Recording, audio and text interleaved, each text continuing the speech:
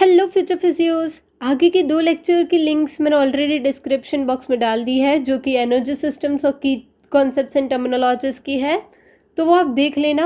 ठीक है, आज हम पढ़ेंगे physiological response to aerobic exercise. जब आप रनिंग या साइकिलिंग करते हो, क्या आपने नोटिस किया है कि हार्ट फास्ट बीट करता है और ब्रीदिंग तेज हो जाती है? आज हम समझेंगे कि एक्सरसाइज के टाइम बॉडी के अंदर एग्जैक्टली क्या फिजियोलॉजिकल चेंजेस होते हैं। ठीक है, physiological response to aerobic exercise. जब हम एरोबिक एक्सरसाइज करते हैं, जैसे running, brisk walking, cycling, swimming, तब बॉडी को सडनली ज़्यादा एनर्जी की ज़रूरत होती है। इस एनर्जी को प्रोड्यूस करने के लिए बॉडी को चाहिए ऑक्सीजन एंड न्यूट्रिएंट्स। ठीक है, और मेटाबॉलिज्म के वेस्ट प्रोडक्ट्स रिमूव करने होते हैं, जैसे कि carbon dioxide, water, lactic acid and excess heat. इसीलिए बॉडी के मल्टीपल सिस्टम्स एक साथ काम करते हैं, जो कि neuromuscular system, respiratory system, cardiovascular system, metabolic and hormonal system. Simple language में exercise equals to full body coordination. और मसल्स को ऑक्सीजन देने के लिए एडिक्वेट ब्लड फ्लो बहुत इंपॉर्टेंट है। अब आ जाते हैं कार्डियोवास्कुलर रिस्पॉन्स टू एक्सरसाइज में। एक्सरसाइज के टाइम सबसे इंपॉर्टेंट चेंज हार्ट और ब्लड वेसल्स में होता है। Exercise pressure response. जब मसल्स कॉन्ट्रैक्ट करते हैं, तब उनमें present small nerve fibres stimulate होते हैं। इससे एक्टिवेट होता है sympathetic nervous system. Sympathetic nervous system sympathetic nervous system activate होने पर बॉडी में कुछ मेजर चेंजेस होते हैं, जैसे कि हार्ट रेट इंक्रीज होना, मायोकार्डियल कॉन्ट्रैक्टिलिटी इंक्रीज होना, सिस्टोलिक ब्लड प्रेशर बढ़ना और ब्लड रीडिस्ट्रीब्यूशन। मतलब ब्लड को इनएक्टिव ऑर्गन से वर्किंग मसल्स की तरफ डाइवर्ट किया जाता है।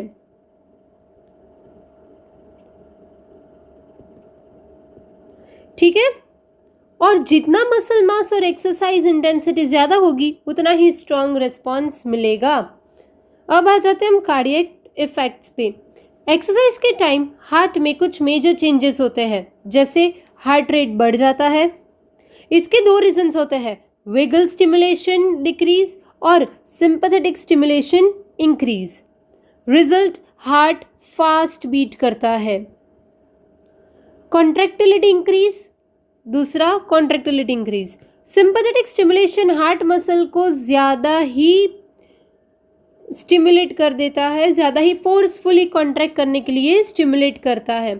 इसको बोलते हैं पॉजिटिव आइनोट्रोपिक रिस्पॉन्स या फिर इफेक्ट। इससे स्ट्रोक वॉल्यूम इंक्रीज होता है। फिर आ जाते हैं हम पेरिफेरल इफेक्ट्स पे। एक्सरसाइज के टाइम ब्लड वेसल्स में भी चेंजेस होते हैं। टोटल पेरिफेरल रेजिस्टेंस जो होता है वो डिक्रीज हो जाता है। वर्किंग मसल्स में लोकल वासोडाइलेटेशन होती है। इसका रीज़न है मसल मेटाबॉलिज्म के बाय प्रोडक्ट्स, जैसे कि magnesium, calcium, adenosine diphosphate and partial CO2, partial pressure of CO2 ऐसा बोल सकते हैं। ये केमिकल्स ब्लड वेसल को डायलेट करते हैं। ठीक है, जिसका रिजल्ट होता है वर्किंग मसल को ज़्यादा ब्लड सप्लाई मिलती है। ब्लड रीडिस्ट्रीब्यूशन आता है। दूसरा, ब्लड डाइवर्ट होता है किडनीज, लीवर, स्प्लीन, स्प्लैंकिक एरिया की जगह से वर्किंग मसल्स के बाजू। ठीक है, अब आते हैं हम cardiac output increase. Cardiac output equals to heart rate into stroke volume. Exercise के टाइम दोनों इंक्रीज हो जाते हैं। हार्ट रेट इंक्रीज हो जाता है, स्ट्रोक वॉल्यूम इंक्रीज हो जाता है। As a result cardiac output significantly हमें बढ़ा हुआ मिलता है। ठीक है, अब ब्लड प्रेशर इंक्रीज या फिर चेंजेस। एक्सरसाइज के टाइम सिस्टोलिक ब्लड प्रेशर बढ़ जाता है। Reason, increased cardiac output. लेकिन diastolic blood pressure usually same रहता है या फिर डिक्रीज हो जाता है। ठीक है, फिर आते हैं हम रेस्पिरेटरी रिस्पॉन्स टू एक्सरसाइज पे। एक्सरसाइज स्टार्ट होने से पहले ही ब्रीदिंग सिस्टम एक्टिवेट होने लगता है। रेस्पिरेटरी चेंजेस क्या क्या इंक्लूड करता है? फर्स्ट, ब्रीदिंग रेट बढ़ जाता है।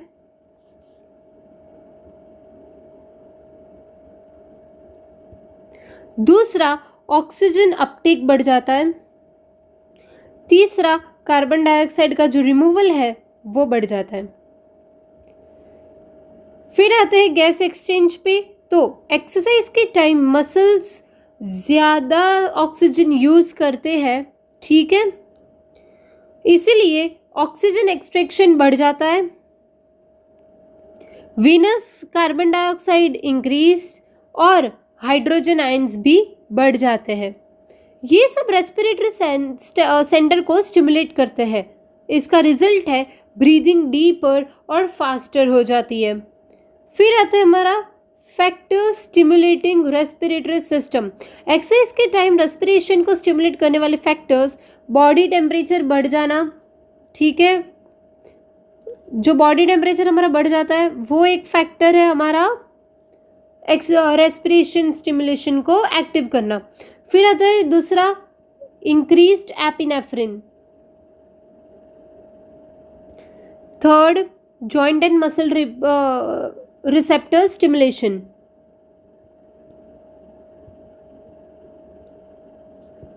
Fourth, increase CO2 and H+ ions, मतलब हाइड्रोजन आयंस। ये सब सिग्नल्स ब्रेन को सेंड करते हैं कि बॉडी को ज़्यादा ऑक्सीजन चाहिए, ठीक है। फिर आ जाते हैं, जब एक्सरसाइज स्टार्ट होती है तो ब्रीदिंग सिस्टम जो है वो इमीडिएटली रिस्पॉन्ड करता है। उसके दो मेजर चेंजेस होते हैं।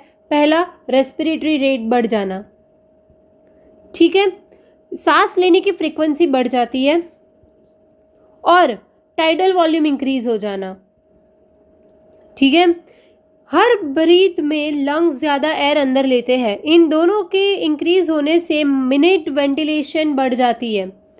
तो minute ventilation equals to respiratory rate into tidal volume, मतलब बॉडी 1 मिनट में ज़्यादा ऑक्सीजन लंग्स तक पहुंचा रही है। फिर आता है हमारा एल्वियोलर वेंटिलेशन। एक्सरसाइज के टाइम एल्वियोलाई और कैपिलरीज के बीच गैस एक्सचेंज बहुत ज़्यादा इंक्रीज हो जाता है। हैवी एक्सरसाइज में गैस एक्सचेंज 10 to 20 टाइम्स तक इंक्रीज हो सकता है। इससे बॉडी को एक्स्ट्रा ऑक्सीजन मिलती है और एक्सेस CO2 भी रिमूव होता है। फिर आता है responses to providing additional oxygen to muscle. Exercise के टाइम मसल्स को एक्स्ट्रा ऑक्सीजन देने के लिए बॉडी 2 मेजर मैकेनिज्म्स यूज़ करती है। पहला, ब्लड फ्लो बढ़ा देती है, ठीक है, और दूसरा, इंक्रीज ऑक्सीजन एक्सट्रैक्शन। पहले पढ़ते हैं हम ब्लड फ्लो इंक्रीज करने को। सबसे पहले वर्किंग मसल्स की तरफ ब्लड फ्लो इंक्रीज होता है। इसका मतलब मसल को ज़्यादा ऑक्सीजन डिलीवर होता है, ठीक है। इस प्रोसेस को ब्लड रीडिस्ट्रीब्यूशन भी बोलते हैं।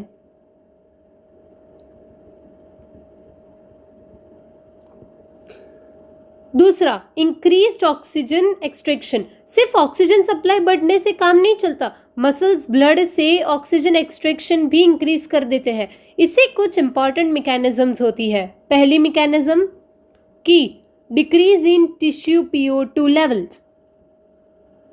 एक्सरसाइज के टाइम मसल ऑक्सीजन यूज करते हैं, इससे लोकल टिश्यू PO2 डिक्रीज हो जाता है। जब PO2 कम होता है तो हीमोग्लोबिन इजीली ऑक्सीजन को रिलीज करता है। Mechanism 2, increased carbon dioxide and acidity, ठीक है। एक्सरसाइज के टाइम मेटाबॉलिज्म इंक्रीज हो जाता है, इससे CO2 का प्रोडक्शन भी बढ़ता है और हाइड्रोजन आयंस भी बढ़ते हैं। रिजल्ट, टिश्यू एसिडिक हो जाता है और एसिडिक एनवायरनमेंट हीमोग्लोबिन से ऑक्सीजन रिलीज को एनहांस करता है। थर्ड आ जाते हैं हम टेम्परेचर बढ़ाने को, इंक्रीज टेम्परेचर। एक्सरसाइज के टाइम बॉडी टेम्परेचर भी इंक्रीज होता है। हाई टेम्परेचर भी ऑक्सीजन डिसोसिएशन फ्रॉम हीमोग्लोबिन को फैसिलिटेट करता है। फिर आ जाते हैं हम फोर्थ मैकेनिज्म पे, that is increased 2,3-DPG diphosphoglycerate. Exercise के टाइम आरबीसीज में 2,3-DPG बढ़ जाते हैं। ये मॉलिक्यूल हीमोग्लोबिन को हेल्प करता है ऑक्सीजन को टिश्यूज में रिलीज करने में। ठीक है, फिर आ जाते हैं हम ऑक्सीजन कंजम्पशन पे। अब क्वेश्चन आता है, मसल्स कितना ऑक्सीजन कंज्यूम करते हैं? हमने ये ऊपर का सारा चीजें पढ़ लिया, पर अब हम ये सोचेंगे कि मसल्स कितना ऑक्सीजन कंज्यूम करते हैं। ये कुछ फैक्टर्स पर डिपेंड करता है। पहला, वास्कुलरिटी ऑफ द मसल्स, जितना ज्यादा ब्लड वेसल उतना ज्यादा ऑक्सीजन डिलीवरी। फिर आता है muscle fibre distribution, slow twitch fibres aerobic metabolism में बेटर होते हैं।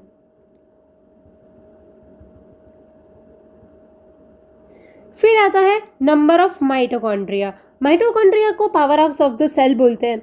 जितने ज्यादा माइटोकॉन्ड्रिया उतना ज्यादा एनर्जी। फिर ऑक्सीडेटिव एंजाइम्स, मसल फाइबर्स में present oxidative enzymes oxygen utilisation को इंक्रीज करते हैं। मसल की ऑक्सीडेटिव कैपेसिटी को मेजर करने के लिए एक कॉन्सेप्ट यूज होता है, वो कॉन्सेप्ट है आर्टेरियो-वेनस डिफरेंस। इसका मतलब आर्टेरियल ब्लड और वेनस ब्लड में ब्लड के ऑक्सीजन कंटेंट का डिफरेंस। ठीक है, एक्सरसाइज के टाइम ये डिफरेंस इंक्रीज हो जाता है। फिर आते हैं हम testing as a basis for exercise programmes. Exercise programme design करने से पहले फिटनेस टेस्टिंग करना इंपॉर्टेंट होता है। टेस्टिंग अलग अलग ग्रुप्स के लिए डिफरेंट होती है। फॉर एग्जाम्पल, अगर मुझे हेल्दी इंडिविजुअल के लिए टेस्टिंग करना तो वो डिफरेंट होगा, कार्डियक पेशेंट्स के लिए डिफरेंट होगा और एल्डरली पीपल के लिए भी डिफरेंट होगा।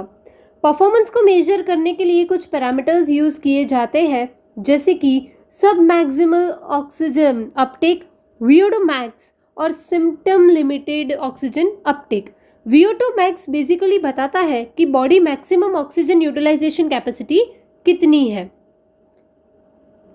अब आते हैं हम fitness testing of healthy subjects.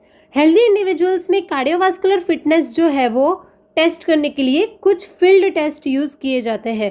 Common test होते हैं हमारे 1.5 mile run, 12 minute walk test या फिर run test, 1 mile walk test, 6 minute walk test and step test. ये टेस्ट VO2 मैक्स से को रिलेट करते हैं और मोस्टली यूज होते हैं यंग इंडिविजुअल्स में या फिर मॉडरेटली एक्टिव पीपल में। ठीक है, अब आता है हमारा मल्टी स्टेज टेस्टिंग। ये सारे टेस्ट आप 3rd ईयर में जाके सीखोगे डिटेल में। एक्यूरेट मेजरमेंट के लिए ट्रेडमिल स्ट्रेस टेस्ट यूज किया जाता है। इसमें ट्रेडमिल स्पीड ग्रेजुअली इंक्रीज होती है, स्पीड इंक्रीज होती है ग्रेजुअली, और इंक्लाइन भी या फिर ग्रेड भी इंक्रीज होता है। हर स्टेज यूजुअली 3 to 6 मिनट्स चलती है। टेस्टिंग के दौरान ECG मॉनिटरिंग भी की जाती है। VO2 मैक्स तब डिटरमाइन होता है जब ऑक्सीजन यूटिलाइजेशन प्लेट्यू हो जाता है। ठीक है, इवन दो वर्कलोड इंक्रीज होता रहे। फिर आता है हमारा stress testing for convalescing individuals and individuals at risk. अगर पेशेंट कार्डियक डिजीज से रिकवर कर रहा हो, कार्डियक पेशेंट या रिस्क ग्रुप में हो, तो स्ट्रेस टेस्टिंग केयरफुली की जाती है। टेस्टिंग के time physical examination, monitoring, ECG monitoring और ऑब्जर्वेशन ड्यूरिंग रेस्ट, एक्सरसाइज और रिकवरी के टाइम, ये सब मैंडेटरी होता है। Principles of stress testing. अब हम जानेंगे प्रिंसिपल्स। स्ट्रेस टेस्टिंग कुछ बेसिक प्रिंसिपल्स फॉलो करता है। फर्स्ट प्रिंसिपल है वर्कलोड ग्रेजुअली इंक्रीज किया जाता है। Workload gradually increase. Example, treadmill speed बढ़ाना, ट्रेडमिल इंक्लाइन बढ़ाना, बाइसिकल अर्गोमीटर रेजिस्टेंस बढ़ाना। ठीक है,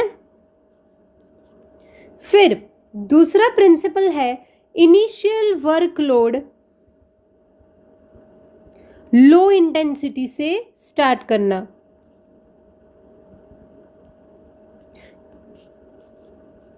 ठीक है, इसका रीजन पेशेंट की एरोबिक थ्रेशोल्ड कैपेसिटी को सेफली इवैल्यूएट करना।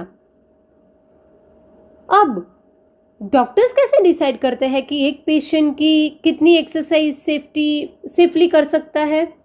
इसके लिए यूज होता है स्ट्रेस टेस्टिंग। आज हम स्ट्रेस टेस्टिंग का पर्पस, प्रिपरेशन और टर्मिनेशन क्राइटेरिया सिंपल लैंग्वेज में समझेंगे। ठीक है, first basic guidelines during stress testing. Exercise stress test के दौरान कुछ इंपॉर्टेंट रूल्स फॉलो किए जाते हैं।